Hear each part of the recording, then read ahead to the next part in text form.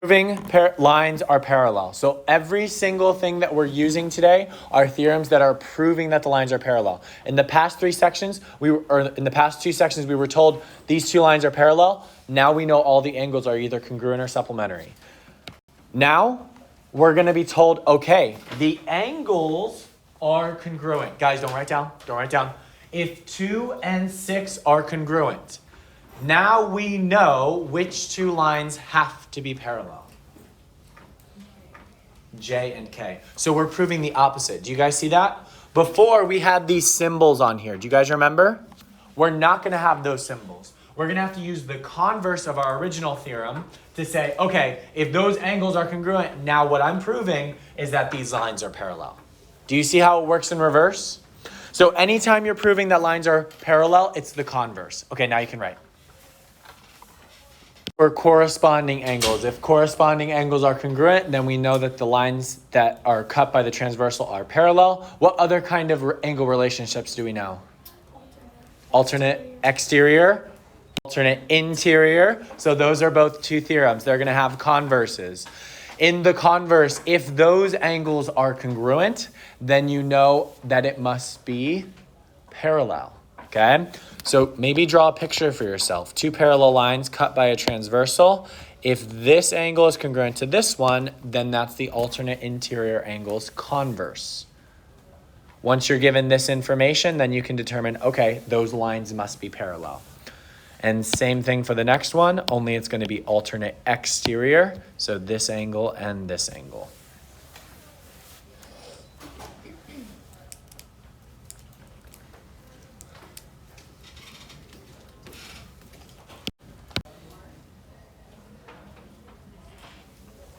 Let me know when you're good.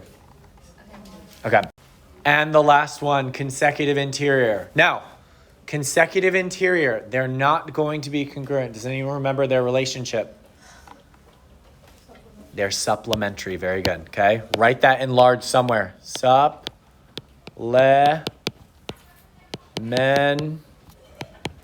Is it T-A-R-Y or T-R-Y? T-A? Thank you. Oh, is it? Yeah. Go me. Okay. This is the only one where they're not going to be congruent. They're going to be supplementary. Okay. And as Seth mentioned before, if there were same side exterior, those would also be supplementary. But guys, we don't have a definition for same side exterior. Okay. Now you guys know that they have to be supplementary, but there's no like formal definition in geometry for those types of angles. Okay.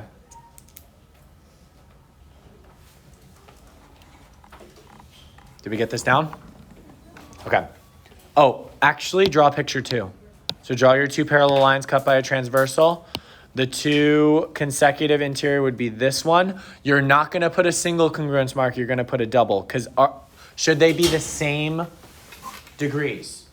No. Not necessarily, right? They should just be supplementary when you add them together. Do you guys agree with that? Now, if they were both the same degrees, what angle would it have to be? They would have to be 90 because 90 and 90 adds up to 180. Very good. Okay? Yes? All right. The previous one? Yeah. We'll go back at the end. Okay. Do you guys remember the transitive property? Mm-hmm. What does the transitive property say? Ooh, Pedro almost wanted to answer. What is the transitive property say? Sophia? So basically, if you had if you're repeating two of the statements that you have, you get to cross those out. Very good. So if you ever repeat, right? If something gets repeated, we take out the middleman. So take a look at the example down below. Do you guys see this one or is it not in your notes? Okay, then pay attention to my voice. Listen to my beautiful voice. If P is parallel to Q and Q is parallel to R, using the transitive property, what two lines must also be parallel then? P and R. Makes sense, right? Because if this guy's parallel to this one, and this one's then parallel to this one, can't we kind of figure that Q needs to be parallel to R? It also looks very like obvious, right? If this one's parallel to this guy's parallel to this guy, the first and the last have to be parallel. That is the transitive property of parallel lines, okay? So you're basically just applying the transitive property, which we already learned, but you're applying it to parallel lines, okay? Let's look at this diagram. So if all of these are parallel, can we figure out the measure of angle 8? Yes. How? You can do 180 minus 115. Very good. We can fill in the 115 here because it's corresponding, and we can fill in the 115 here because it's corresponding. These two have a relationship of being a linear pair, so they must add up to 180. So we do 180 minus 115. You're going to get that the measure of angle 8 is, what did we say, 65? 65 degrees. Is that right? Okay. Questions? Okay. There are 4 ways you can prove that lines are parallel. Uh-oh. You can show that the pair of corresponding angles are congruent. You can show that a pair of alternate interior, please write in, or exterior angles are congruent. Or you can show that the pair of consecutive interior angles are supplementary.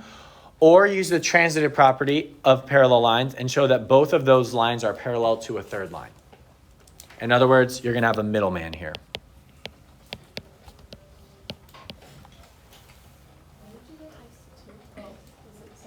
Or exterior.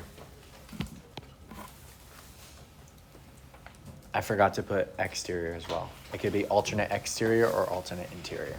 Okay? Can you please resend your attendance?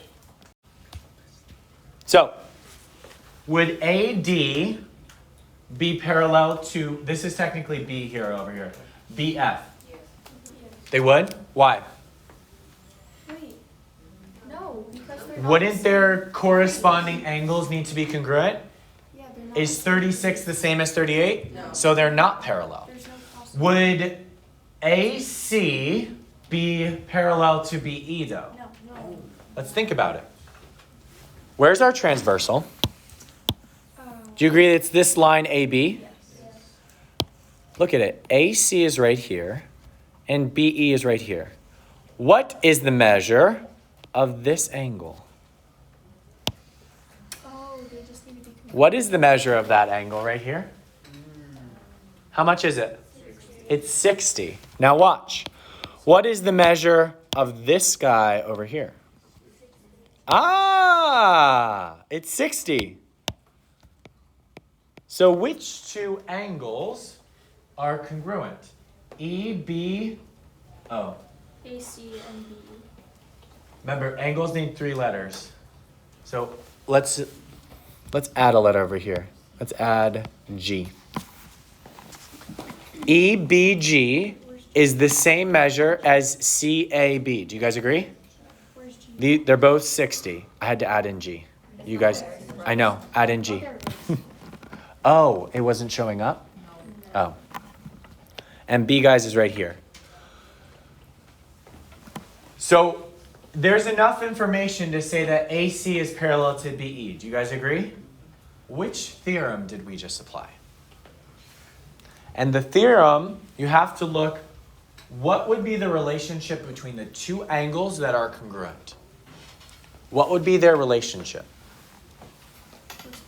They're corresponding. So that's going to tell us which theorem to use. We're using the corresponding angles theorem, but we proved that the lines were parallel. Do you agree? If we're ever proving parallel, we have to change one thing about our theorem. Would be converse. It would be converse. Okay? Because the regular theorem says we already know that the lines were parallel. We didn't know that the lines were parallel here. We knew that the angles were the same. And we're going to say AC is parallel to BE. And it's asking for segments, so we're going to make sure our notation is with segments. Yes? Is this going to be like a major thing on the test? Hmm? Is this going to be like a major thing on the test? You do need to know it, yeah. I know, but Is going to be parallel to CD.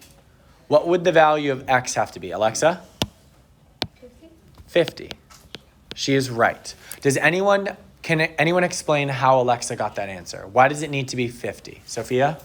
Because it's a right angle. Good. This is a right angle. This is 90. Why do these angles need to be congruent? Oh, so they can be parallel.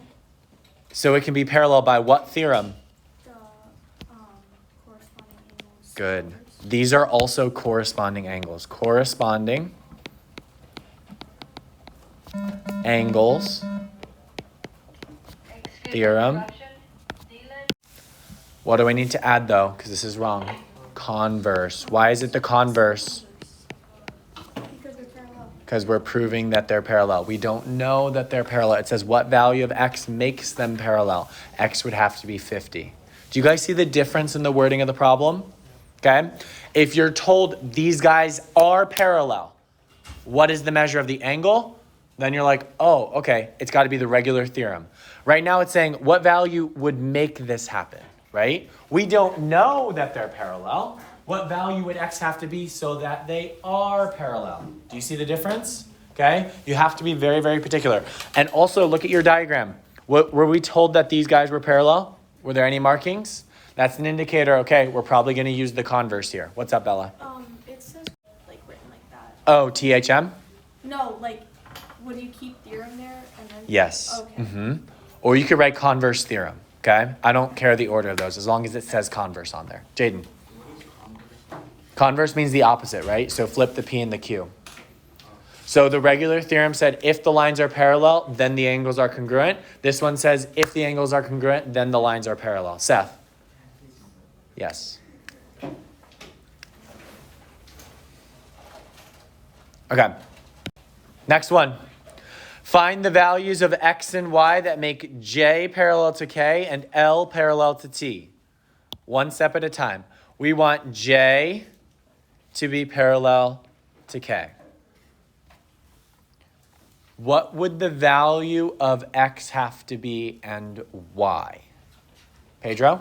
20, so it can equal 60. X needs to be 20 so that this angle would be 60 degrees. Now the y. Why would x need to be 20? What theorem did we apply here? Corresponding angles theorem converse.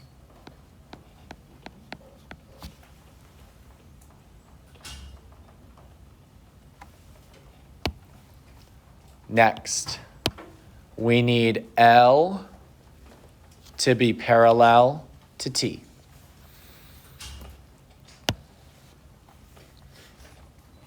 What would Y have to be to satisfy that? Bella? 30. 30.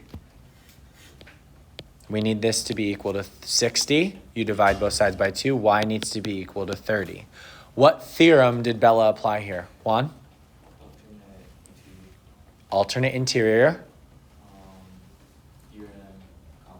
Good. Alternate interior angles, theorem converse. Very good. Alternate interior angles, theorem converse. Yes, people, it's a lot of writing. And the only abbreviation you can make is for theorem. Are we clear? Yes. Not alternate? What, put ALT? Yeah. No, I'd rather have you write it out. Okay. Questions? Okay, one more and then we're done, Zoe.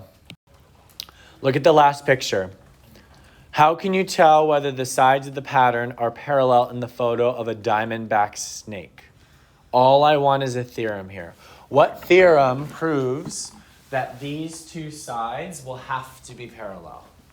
Someone different. Luke, go for it.